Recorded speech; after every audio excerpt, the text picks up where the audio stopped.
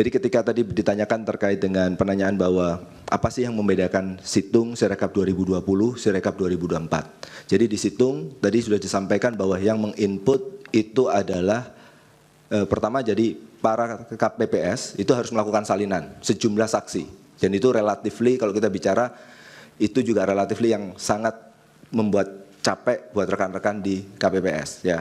Habis itu yang nanti akan melakukan scan, input dan kawan-kawan itu akan dilakukan oleh teman-teman di kabupaten kota.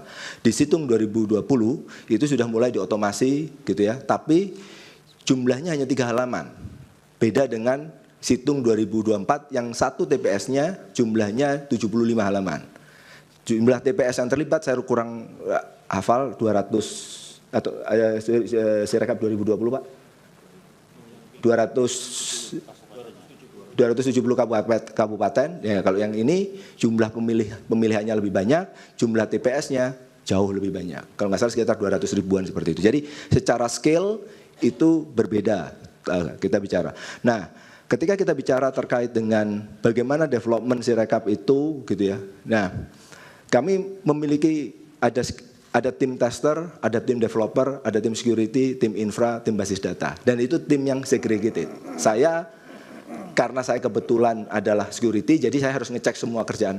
Makanya kayaknya itu sebabnya saya yang harus datang ke sini untuk menjawab pertanyaan di majelis ini. Oke. Nah, ketika kita bicara terkait dengan apakah mungkin orang di dalam itu melakukan pengubahan-pengubahan atau seperti itu. Kalau kita bicara, kalau dia punya authorization, dia bisa. Tapi itu sebabnya kalau di kasus yang Lampung tadi, itu kita bisa tahu.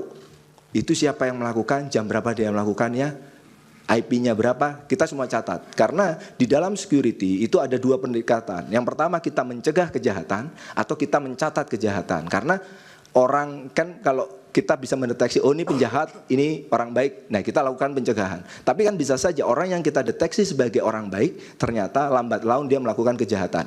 Belum tentu orangnya, tapi bisa saja perangkatnya disusupi oleh malware. Itu.